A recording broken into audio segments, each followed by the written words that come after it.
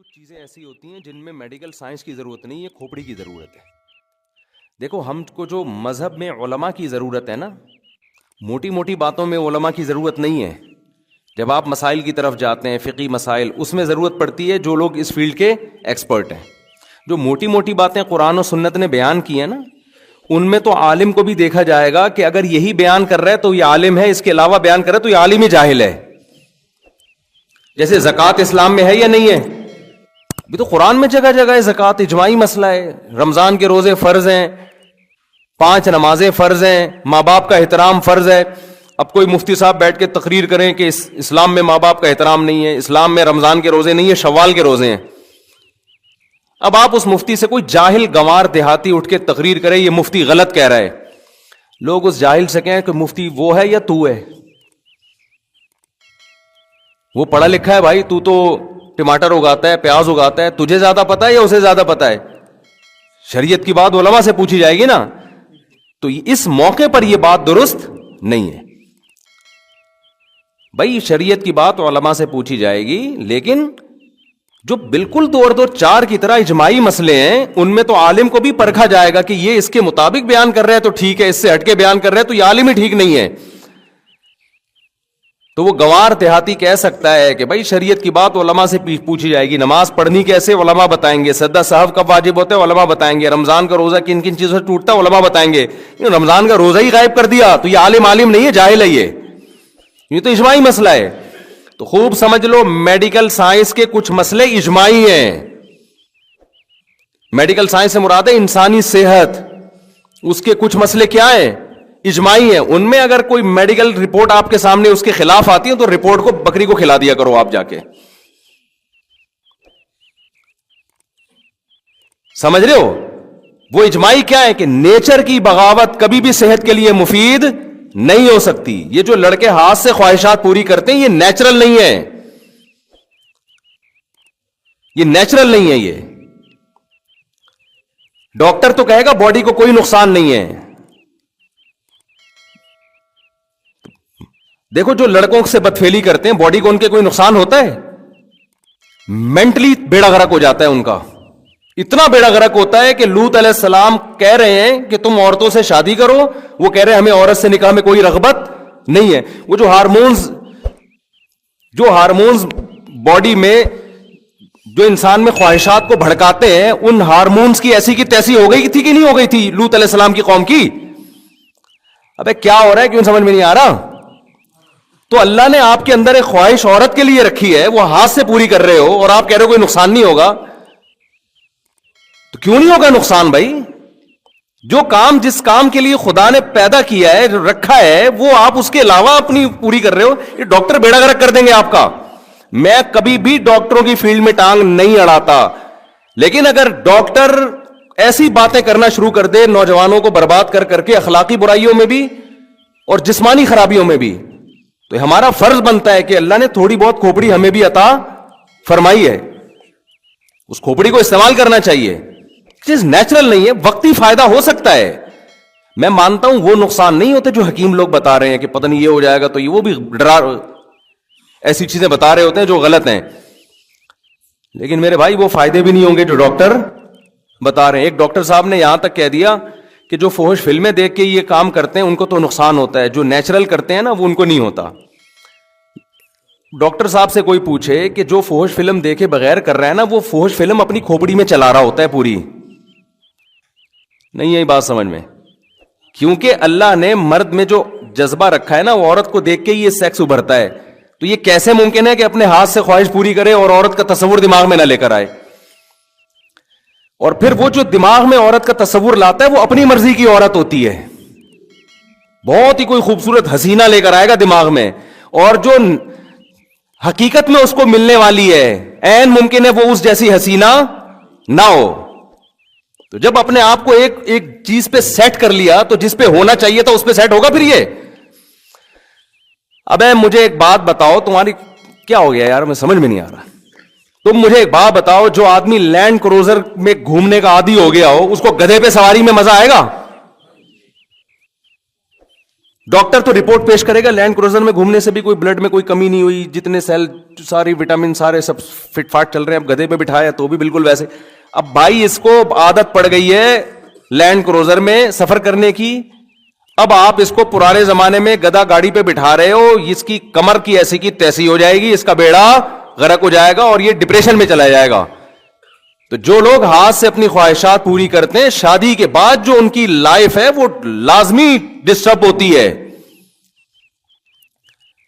कुछ लोग कहते हैं हमें कुछ नहीं होता, असल में आपको पता ही नहीं है कि अगर ये नहीं करते तो फिर क्या होता आपको। समझ आ रही है ना बात।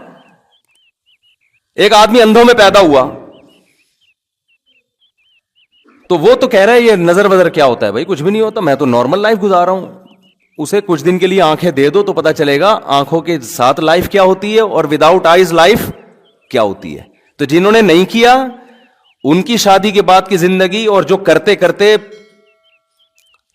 आदी हो चुके हैं उनकी शादी की लाइफ की जिंदगी में क्या होता है फर्क। अब इसने कंपेयर ही नहीं किया होता ना, इसको वो हयात मिली नहीं होती, वो लाइफ मिली नहीं होती, तो कैसे कंपेयर करेगा ये। तो वक्ती फायदे तो हो जाते हैं, वक्ती तो सुट्टा लगाने में भी होते हैं भाई, रिलैक्स हो जाता है। तो डॉक्टर यही कह रहा होता है कि डिप्रेशन में जा रहे हैं तो ये काम कर लो तो जरा रिलैक्स हो जाओगे। वक्ती तौर पर सब कुछ होता है, फायदा होता है, लेकिन इसके दूरस नताइज वो नुकसानदेह साबित होते हैं। ये रिलैक्स ऐसे ही है कि आप अगर बर्दाश्त कर लेना अपनी ख्वाहिश को, वक्ती नुकसान होगा, लेकिन आहिस्ता आहिस्ता बर्दाश्त करने की आदत पड़ जाएगी और फिर ये ठरक पैदा ही नहीं होगी। लेकिन जिसने अपने आप को इस तरह एक दफा किया तो फिर एक दफा नहीं होगा, फिर 2 दफा होगा, फिर 3 दफा होगा, फिर बार बार ये ठरक खत्म होने के बजाय और ज्यादा बढ़ती रहेगी। ये नशे की तरह है। ये बिल्कुल ऐसे ही है जैसे कोई टेंशन में था, आपने उसको थोड़ी शराब पिला दी कि यार थोड़ा रिलैक्स हो जाएगा, तो वो रिलैक्स थोड़ी होगा, अब दोबारा टेंशन में आएगा और जल्दी आएगा टेंशन में। पहले तो टाइम के बाद आ रहा था, अब जल्दी आएगा टेंशन में। अब फिर 1 घूंट पिया, 2 घूंट पिएगा, फिर 1 बोतल पे आएगा, फिर 2 बोतल पे आएगा, फिर वो बन जाएगा शराबी। तो इसलिए जो अल्लाह रसूल ने कहा है ना वो गलत नहीं हो सकता। अल्लाह मियां ने हमारे लिए एक ही ऑप्शन रखा है भाई, निकाह करो। और तुम्हारे लिए अल्लाह ने किसको पैदा किया? बीवी को पैदा किया बस। इल्ला अला अज़वाजिहिम औ मा मलकत ऐमानुहुम, अल्लाह ने फरमाया सिर्फ बीवी है तुम्हारे लिए। फमन इब्तगा वरा ज़ालिक, जो बीवी के अलावा कोई भी रास्ता इख्तियार करेगा, फउलाइका हुमुल आदून, ये लोग अल्लाह की हुदूद को तोड़ने वाले हैं। और एक और अखलाकी नुकसान इसका क्या होता है, देखो फितरत कभी भी धांधली नहीं करती। ये जो लोग खुदा को नहीं मानते, नेचर को तो मानते हैं ना। अरे जो खुदा को नहीं मानते वो नेचर को तो मानते हैं ना, कि कायनात में एक नज़म है, रब्त है, जिसको वो नेचर से, मैं आ रहा हूं अपने असल टॉपिक की तरफ, ये जरा दरमियान में बात आ गई, तो वो नेचर को तो मानते हैं कि नहीं मानते। तो मुझे आप बताओ आज तक नेचर ने कभी गलती की है? जो चीज नेचुरल है वो कभी गलत हो सकती है? बालिग होते ही अल्लाह आपके अंदर बेपनाह शहवत रख देता है। क्यों? फितरत ये चाहती है कि अब मर्द और औरत का मिलाप होना चाहिए। आप ना चाहते हुए भी शादी करो, आप कुदरत ये चाह रही है। और आप चाहो ना चाहो आपके औलाद पैदा हो जाए, क्योंकि कुदरत क्या चाह रही है? जमीन को इंसानों से भरना चाह रही है। ये जो नस्ल बढ़ाना है या मर्द और औरत का मिलाप है, ये कुदरत ने इंसान की राय पे नहीं रखा, बल्कि इंसान पर यह मुसल्लत कर दिया है कि ना चाहते हुए भी करना वही पड़ेगा जो खुदा चाहता है, जो नेचर चाहती है। मिसाल के तौर पर हम जो पानी पीते हैं, क्या हम अपनी राय से पीते हैं पानी? भाई प्यास लग जाती है ना, हमें कुदरत प्यास लगा देती है। पानी कितना पीना है ये कुदरत ने हमें हमारी राय पे नहीं छोड़ा, वरना डॉक्टरों में इख्तलाफ हो जाता। कुछ डॉक्टर कहते 10 गिलास पीना है, कुछ कहते 5 गिलास पीना है, कोई पीना ही नहीं है। तो पता चला 25-30 करोड़ लोग तजर्बे की भेंट चढ़ जाते हैं, मर जाते हैं प्यास से। कुदरत ने जो इंतहाई जरूरी चीजें थीं, जो आपकी बॉडी के लिए बहुत जरूरी थी, कुदरत ने कहा साइंस तो तरक्की करेगी पता नहीं करोड़ों साल के बाद, लाखों साल के बाद जाके, और कुछ चीजों की जरूरत आदम अलैहिस्सलाम से लेके अब तक इंसान को जरूरी रही है तो वो डॉक्टरों की, हकीमों की तहकीक पे ना रखो, बॉडी खुद बताएगी कि भाई मुझे भूख लग रही है। इसलिए आप किसी भी डॉक्टर हकीम से पूछें खाना खाने का सबसे बेहतरीन वक्त क्या है? जब भूख लगे, यही टाइम है ना। سارے ڈاکٹر حکیم کہتے ہیں بغیر بھوک کے جو کھانا کھایا جا رہا ہے اس سے موٹاپا آ رہا ہے, بربادی آ رہی ہے, بھوک لگے تو کھاؤ. یہی کہتے ہیں کہ نہیں کہتے؟ اس کا مطلب ڈاکٹر جو بات کہہ رہا ہے آپ کا معدہ بھی وہی بات کہہ رہا ہے, وہ آپ کو ڈاکٹر سے پہلے بتا دے گا. بلکہ ڈاکٹر کو بھی جب بھوک لگتی ہے نا تو تحقیق سے پہلے کھانا کھاتا ہے, پھر کہتا ہے کہ اب بتاؤ کھانا صحت کے لیے ضروری ہے یا نہیں ہے. یہ فطرت مسلط کر دیتی ہے, جو چیزیں آپ کے لیے ضروری ہیں ان کو مسلط کر دیتی ہے تاکہ آپ ان میں کسی سے مشورہ نہ لیں. آپ کی باڈی کی نیڈ بن جاتی ہے وہ. پیاس بھی ایسا ہی ہے. تو جیسے بھوک آپ کی فزیکل ریکوائرمنٹ ہے, باڈی کی ریکوائرمنٹ ہے, پیاس آپ کی باڈی کی ریکوائرمنٹ ہے. اس کو اگر آپ ڈیلے کرو گے تو باڈی کو فائدے کے بجائے نقصان ہوگا. اب مثال کے طور پر آپ کو پیاس لگ رہی ہے, ماہرین آئیں, فیملی پلاننگ والے آئیں, وہ کہیں کہ ایکچولی جتنی پیاس لوگوں کو لگ رہی ہے اگر اتنا پانی پی لیا جائے تو دنیا میں پانی کے ذخائر کم ہو جائیں گے. ایک مثال دے رہا ہوں, تو مانو گے ان کی بات؟ بولو نا کیا ہو گیا؟ اب بولو گے بھاڑ میں جائے, ذخائر کم ہو یا زیادہ, مجھے پیاس, تیری تحقیق پتہ نہیں کل غلط ثابت ہوگی, میں تو آدھا پانی کی کمی سے مر جاؤں گا. میں پانی کے ذخائر گئے تیل لینے, پانی چاہیے مجھے, پانی پیاس لگ رہی ہے. کوئی فیملی پلاننگ والا ہے کہ ایسے اصل میں کیلکولیشن کی ہے یورپ کے بڑے بڑے سائنسدانوں نے کہ اس وقت گندم اور مکئی اور یہ سب چیزوں کے ذخائر کم ہو رہے ہیں, لہذا آپ کھانا جب بھوک لگے تو نہ کھائیں آپ, یا آپ ایسا کریں کہ غبارے کھا کے پیٹ بھر لیں, یعنی نیچرل طریقہ نہ ہو, کوئی اور طریقے سے وہ روئی کھا لیں یا کچھ بھی کھا لیں. اب مانو گے اس کی بات؟ بولے کہ تمہاری ایسی کی تیسی یار, پیڑ بھرنا ہے بھائی ہم نے, یہ قدرت کو پتا ہے کہ کتنی روٹیاں پیدا کرنی ہے, کتنے, جب اس نے بھوک لگائی ہے تو انتظام کیا ہوگا نا, ورنہ تو یہ نظام ہی غلط ہے سارا. تو یاد رکھو جیسے بھوک لگنا باڈی کی ریکوائرمنٹ ہے, پیاس لگنا باڈی کی, تو ایسے ہی جو جسم میں سیکس کی ایک خواہش پیدا ہوتی ہے یہ بھی آپ کی باڈی کی ریکوائرمنٹ ہے. یہ ہندو کو بھی ہوگی, مسلم کو بھی ہوگی, عیسائی کو بھی ہوگی, حضرت جی کو بھی ہوگی, مفتی صاحب کو بھی ہوگی, ایک چور کو بھی ہوگی. اس میں بزرگ بعد میں ہوتے ہیں, مفتی صاحب آدمی کیا ہوتے ہیں؟ بولو نا پہلے ہوتے ہیں. یہ ہر آدمی کا ہے, یہ باڈی کی ہے, باڈی کی نیڈ ہے. تو جب خدا نے آپ کی بھوک لگائی تو روٹی کا انتظام کیا اس نے نا, بارشیں برسا کے, نباتات پیدا کر کے. تو مرد کو جب اللہ نے شہوت کی بھوک لگائی تو اس کے لیے عورت کا انتظام اللہ نے کیا. عورت کو جب شہوت کی بھوک لگی تو اس کے لیے مرد کا انتظام خدا نے کیا. اب یہ دونوں کا ملاپ ہوگا اور اس کے نتیجے میں آٹومیٹیکلی بچے پیدا ہوں گے. ان میں کسی بھی پروسیس کو آپ نے روکنے کی کوشش کی تو فیملی پلاننگ والے تو خوش ہو جائیں گے, انسانیت کا بھی بیڑا غرق ہوگا اور خدا بھی ناراض ہوگا. سمجھ میں نہیں آ رہی میرا خیال ہے بات, کیونکہ اس کا مطلب ہے خدا کا نظام ہی غلط ہے. پھر اب جو ہاتھ سے اپنی خواہش پوری کرتے ہیں وہ خدا کو, اس نظام کو کیا کر دیتے ہیں؟ خلل پیدا. کہ خدا نے خواہش رکھی تھی تاکہ تم نہ چاہتے ہوئے, اب دیکھو جو آدمی سائنسدان ہے, پڑھائی والا ٹائم نہیں ہے اس کے پاس, ایکچولی ملک میں ترقی اور یہ وہ, بھوک لگ رہی ہے کھا نہیں رہا, نتیجہ کیا نکلے گا؟ وہ مجبور ہو کے کھائے گا, یار کھا کے پیٹ بھرو تاکہ میں پڑھائی میں زیادہ توجہ لگاؤں, یہی کرے گا نا وہ. اگر اس کی رائے پہ رکھ دیتے تو وہ کہتا کہ 6 مہینے بعد اکٹھے ایک ٹیکا لگا دوں گا تاکہ میری جو کمی ہوئی ہے نا پوری ہو جائے, یہی کرے گا نا وہ. کھائے گا وہ کہے گا نہیں یار یہ کھانا ضروری ہے, کیوں بھائی؟ تاکہ میرا دماغ ادھر لگے پڑھائی میں, یہ خواہش میری پوری ہو.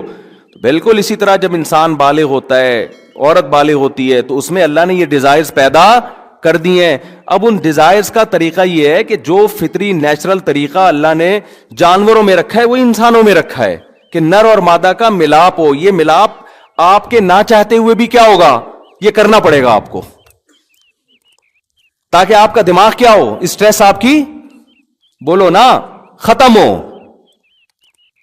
اور پھر نتیجے میں اولاد آپ کے ہوگی. کیونکہ قدرت اس کے ذریعے کچھ اور کام لے رہی ہے. وہ کیا ہے کہ قدرت نسل بڑھانا چاہتی ہے, اس لیے کہ آپ نے مرنا ہے آگے چل کے, نئی نسل نے آنا ہے. اگر آپ ہی ہمیشہ رہتے نا اس دنیا میں, آج جب آبادی کی بات ہوتی ہے نا تو یہ ایسے شو کیا جاتا ہے جیسے یہ آبادی ہمیشہ رہے گی. بھائی یہ تو سارے مر جائیں گے کل جا کے, بڈھے اور آہستہ آہستہ سب بڑھاپے کی طرف جا رہے ہیں, تو نئی نسل آئے گی. تو یہ سب چیزیں قدرت نے آپ کے اختیار میں نہیں رکھی. اگر آپ اس میں دخل اندازی کرو گے تو آپ کی سوسائٹی کو بھی نقصان ہوگا, کیونکہ قدرت مرد اور عورت کے ملاپ سے کچھ حکمتیں حاصل کرنا چاہتی ہے. تو وہ اللہ نے مرد اور عورت پہ نہیں رکھا ہے, وہ ایسا مسلط کر دیا ہے کہ نہ چاہتے ہوئے بھی ہوگا. تو اگر آپ زنا کی طرف جاؤ گے یا آپ ہاتھ سے خواہشات پوری کرو گے تو قدرت کا وہ نظام کیا ہوگا؟ الٹا ہو جائے گا، وہ خراب جیسے کہ ہو رہا ہے. لڑکیاں گھروں میں بیٹھی بیٹھی بڈیاں ہو رہی ہیں اور لڑکے یہ کام کر رہے ہیں بیٹھ کے. ان کی خواہش یہاں سے پوری ہو رہی ہے تو وہ شادی کہاں کریں گے؟ وہ بھی ڈپریشن میں جا رہی ہیں، یہ بھی ڈپریشن میں جا رہا ہے. ایک سارا ستیہ ناش کر دیا پورے نظام کا. تو اس لیے شریعت نے حکم دیا اس میں اللہ پہ اعتماد اور توکل کرو. نکاح کرو اور توکل کس پہ کرو؟ جیسے بھوک لگ رہی ہوتی ہے تو کھانے کا انتظام کیا جاتا ہے، اور توکل کس پہ کیا جاتا ہے؟ اللہ پہ، کہ یار کھانا تو کھانا ہی ہے. آپ کے پاس پیسے ہیں، آپ نے کہا 2 روٹی کھا لی تو یار یہ تو خرچ ہو جائیں گے، کل کیا کروں گا؟ ابے بھائی تو کھا پہلے اس کو، کل کی کل دیکھی جائے گی. یہ ضروری خرچے ہیں. تو نکاح بھی کیا ہے؟ ضروری ہے. یہ تو کرنا ہی کرنا ہے. پیسے ختم ہو جائیں گے تو پھر دیکھیں گے کیا کرنا ہے. یہ تو کرنا ہی کرنا ہے. سمجھ میں نہیں آ رہی تو رہنے دو، جیسے چل لو ٹھیک ہے، پھر صحیح ہے. اور میں آخر میں ایک بات کہتا ہوں، مجھے پتا ہے نوجوانوں کو جب اس کی عادت پڑتی ہے تو یہ گناہ چھوڑنا آسان نہیں ہوتا، مشکل ہوتا ہے.